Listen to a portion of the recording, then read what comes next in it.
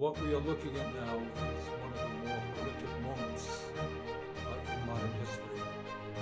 As you indicated, Hamas attacked Israel in a barbaric way, killed hundreds and hundreds of men, women, and children. Israel has a right to defend itself. I don't think anyone disagrees with that.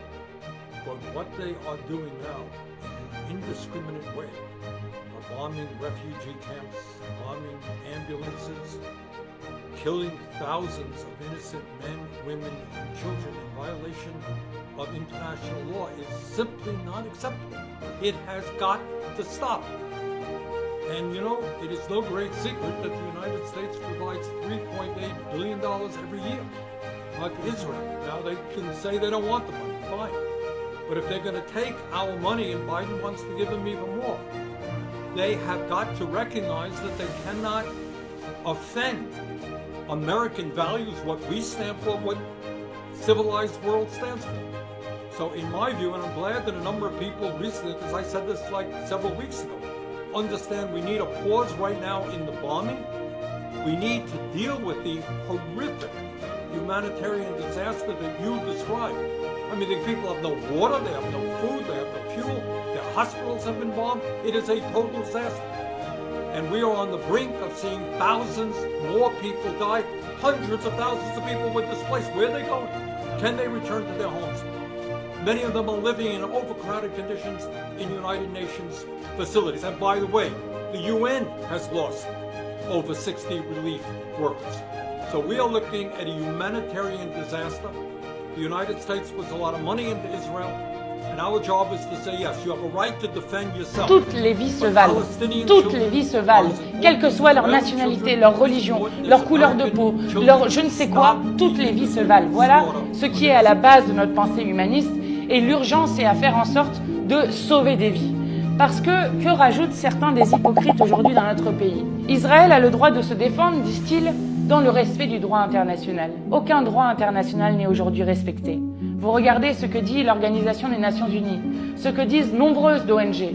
Que disent-ils? Vous avez un siège complet sur Gaza qui est fait avec 2,3 millions de personnes qui sont pris au piège dans cette enclave qui est sous blocus illégal depuis 2007. Vous avez, selon deux ONG internationales, des bombes au phosphore qui sont utilisées, qui brûlent les corps et qui sont interdits par l'ONU. Vous avez une privation totale d'eau, d'électricité, de nourriture, des installations d'eau et d'assainissement qui ont été endommagées, qui font craindre les pires épidémies. Vous avez des écoles, comme une école de l'ONU, qui ont été visées, qui ne sont absolument pas des cibles militaires. Donc vous avez d'ores et déjà 8000 Palestiniens qui sont morts, 4000 étaient des enfants, n'ont rien à voir avec cette guerre et doivent être impérativement protégés. Comment faut-il les protéger? En demandant d'urgence le cessez-le-feu. The coalition is morally bankrupt when it comes to Palestine. And Labour has shown itself to be heartless, gutless cowards. You are watching the massacre of thousands of Palestinians by Israel, and you are not condemning Israel. You refuse to call for an immediate ceasefire. Well, we are not going to sit here and watch you pat yourselves on the back for doing nothing. Weasel words are not going to stop war crimes. Today, we bring the people's protest into Parliament. Free, free Palestine. Thank you, Senator Faruqi. Minister Farrell, that was a statement, so... Order, order, Senator Hanson. Order, order. Le monde entier nous regarde et attend que l'Union européenne prenne une position forte à la hauteur de la catastrophe humanitaire en cours à Gaza. Déjà, 10 000 Palestiniens sont morts sous les bombes israéliennes, dont 4 000 enfants. Nous devons tout faire pour arrêter ce massacre, mais parler de pause humanitaire, au singulier comme au pluriel, ne veut absolument rien dire en pratique.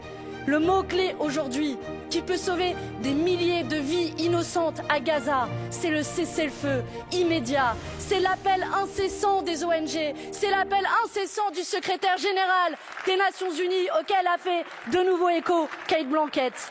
Raison pour laquelle nous demandons ce débat avec une résolution sur la catastrophe humanitaire à Gaza et la nécessité d'un cessez-le-feu immédiat.